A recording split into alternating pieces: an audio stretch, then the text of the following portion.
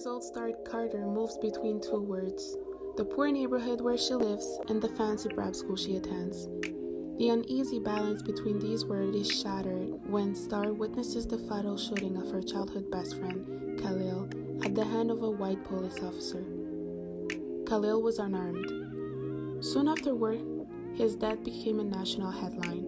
Some are calling him a thug, maybe even a drug dealer or a gangbanger. Protesters are taking the street in Khalil's name. What everyone wants to know is what really went down that night. And the only person alive who can answer this is Star.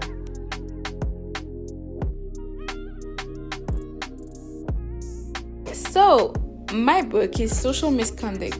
Candice Walker got a new job. She loves her job. They gave her a new phone. She has new coworkers, so she's really happy. Her role is to increase sales of companies. So, at a party, she met a boy named the Clown. He said, "I can increase your sales, but you have to give me something in exchange." And she said, "Yes, obviously, I want more money." So, the next day, she started to receive weird text messages, and day after day, it started getting worse and worse. One day, the hacker posted a private picture of her on her Twitter account. It was really embarrassing, and she called her sister, who was an advocate, and they lodged a complaint to her employee because that's where the phone's from. The trial didn't go well, and her sister started to have a doubt on her. She thinks that Candice needs help from a doctor, and now she's on the run.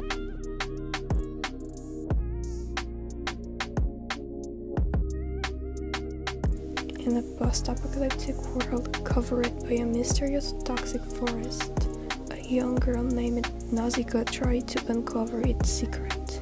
Fortunately, one day, a flying ship crashed in the valley. This event marks her entrance into a world that totally exceeds her.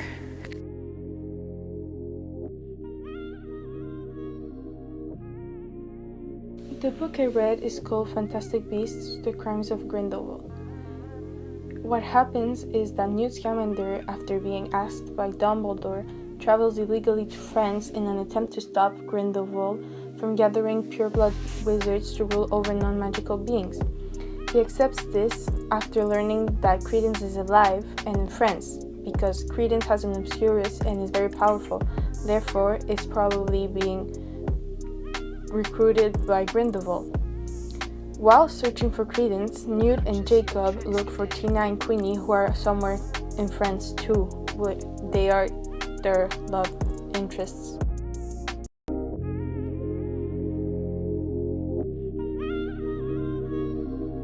The main difference that I noticed between my book, The Hate You Give, and Lorelei's, Nausicaa, is that the two books criticize an aspect of our current society. In Nausicaa, humans have been completely destroyed by the environment. Then, a toxic forest is created and takes up space every time. This forest produces poisonous gas which kill humans. I see this as a revenge of a part of nature for everything that has been subjugated on it.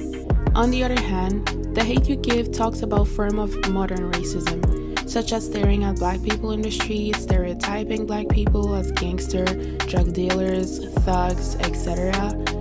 Proof is that Star had to put on a mask at school because she was scared to be seen as the ghetto black girl. In my book, the story sets in Manhattan, New York. It's a realistic story with realistic events. In Kelly's book, the story sets in Georgetown, Mississippi. So the first similarity is that both of our books are setting in United States. And the second one is that our books are more rational in the sense that it's more realistic and has real events that can happen in real life.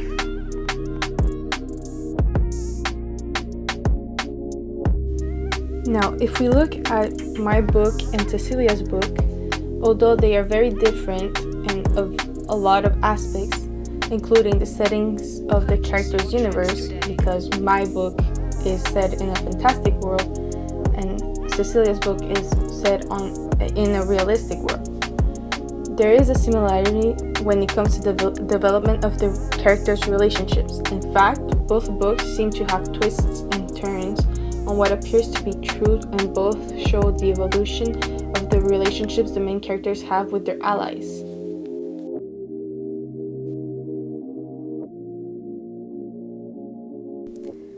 So, Bea and I have unrealistic elements in our books, and by that I mean strange animals. In mine, those creatures are giant bugs and fantastic beasts in Bea's one.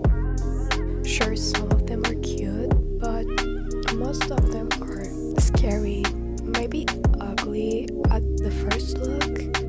Because of it, people think they are dangerous and just kill them. But none of them are. They're just like misunderstood.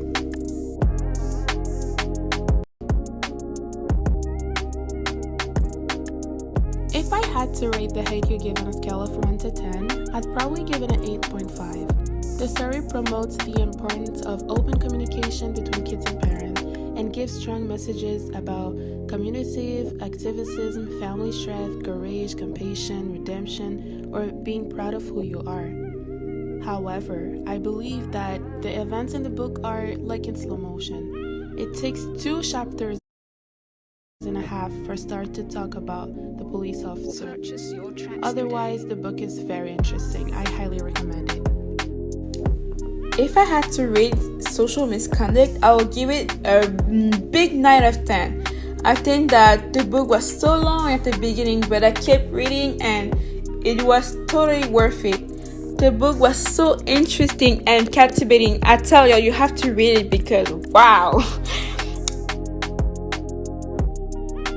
If I had to rate Nausicaa on a scale of 1 to 10, I will give it a 8.5 because the character and the story are really incredible. Also, the universe is really touching. I mean, it's a destroyed universe with a toxic forest and giant insects, and like more than the universe, it's the message that the book gives us that is really touching. In short, if you love post-apocalyptic books and you're a good reader, you will not be disappointed. If I had to rate Fantastic Beasts: The Crimes of Grindelwald, I would give it a 9 because it's an easy lecture. In fact, the book was written off of the film, so the descriptions present are not long and are generally relevant to the story. Since it is based on a movie, the book is divided by scenes and not chapters, and most of the text is dialogues. The only downside I can see to the reading of this book is the film terms, because they are present, and if you are not familiar with the vocabulary, you'll have to look at the glossary on the back of the book. Other than that, I totally recommend it because it's a very entertaining book that includes adventure, mystery, and technically love stories. So even if you're not a fantasy lover, there's still a lot of other reasons why you can read the book.